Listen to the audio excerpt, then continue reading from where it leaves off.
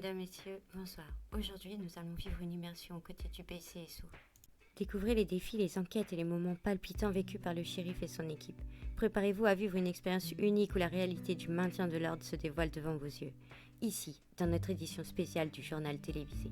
Est-ce que je peux vous poser quelques questions par hasard? Ouais, pas de souci, je vous écoute. Ça fait combien de temps que vous exercez votre métier?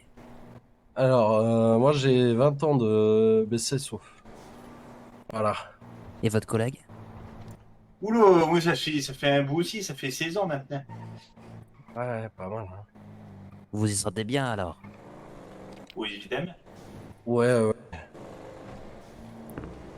Vous avez pas l'air convaincu. Si. C'est ouais juste qu'il y a plein de choses ce soir qui se passent là et c'est un peu prise de tête. Ouais. Alors, ouais, je vais essayer de vous répondre le plus simplement possible, mais là j'ai la radio qui s'affole. Aïe. Bah voilà. Donc, ça allait doucement.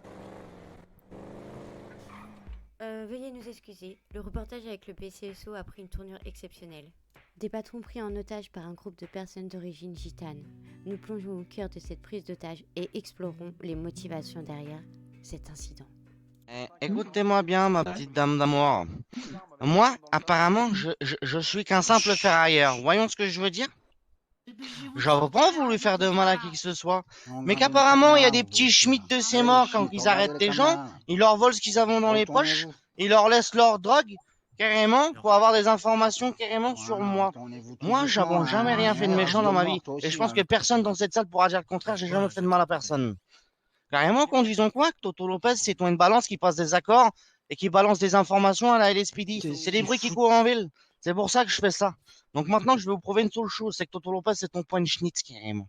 Moi, je vous le dis. J'ai jamais balancé personne. Je préfère me faire sauter le caisson, carrément, plutôt que balancer des informations au schmitt de ses os. Voilà, c'est tout ce que j'avais à vous dire. Et c'est pour ça que je fais ça, carrément, que je vais vous le prouver. Vous savez pourquoi? Vous allez me suivre. Maintenant, et puis on va demander au Schmitt de vendre si dans ses dossiers, Toto Lopez, il a déjà donné une information à qui que ce soit.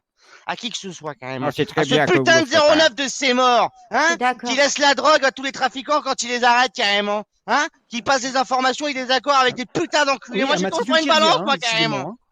Il fallait venir voir papy, mon jeune, je m'en serais occupé. Ouais, mon chef. Allez, venez, madame, on va poser la question aux agents, carrément. Je vous suis, je vous venez suis. par là, là. Il est là, le capitaine. Salut, mon chef. Je suis jeté quand même. Je te fais un tune. Je te fais un coq, carrément. Voilà, j'ai pas envie de D'accord. tuer des gens, je veux juste tuer des Schmitt. On le sait très bien, t'es Tu pas un m'entends, le tueur. Schmitt en face de moi? Je t'entends très bien, monsieur Lopez. Ah, il y a la dame du Weasel News. Est-ce que t'as mon nom dans tes putains de dossiers comme quoi Toto Lopez, carrément, ou un gitan, il aurait balancé quoi que ce soit dans une affaire? Négatif. D'accord. Pourquoi ton putain d'agent 09 de ses morts, il fait courir le bruit à gauche à droite que Toto Lopez est ton schnitz? Hein? Et qu'il passe des accords avec la police? Pourquoi? Ça, je Explique-moi. vais m'en occuper, ça. Ton putain d'agent de ses morts, quand il arrête des gens et qu'il leur laisse la cam sur eux, pourquoi ils bougeront pas, ils font rien carrément? C'est un policier ce mec-là carrément? Qu'est-ce qu'il faut faire? Il faut que je le pute en place publique pour vous comprendre que c'est ton instance de mort, mon copain? Non, ça sera pas nécessaire, monsieur Lopez. T'as une semaine s'en- pour qu'il soit plus dans ta putain de poulailler de tes morts. Une On va s'en semaine. occuper, oui. T'as Aucun compris? souci là-dessus. Oui. Écoute-moi bien, si la semaine prochaine carrément que je te le disons sur mes morts, c'est toi encore un Schmitt, moi je serai peut-être plus de ce monde. Mais j'ai prévu un truc de fou, mon copain. Je te le dis tout de suite. Vous aurez pas à aller jusqu'à ces extrémités-là, je vous rassure.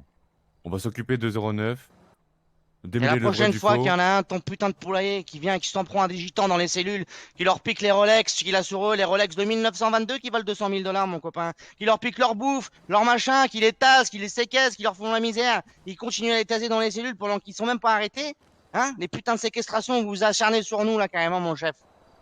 C'est terminé, ça, maintenant. Y a plus de racisme ici. Vous avez un problème avec les gitans? Je vais vous montrer que ça va vite changer, carrément.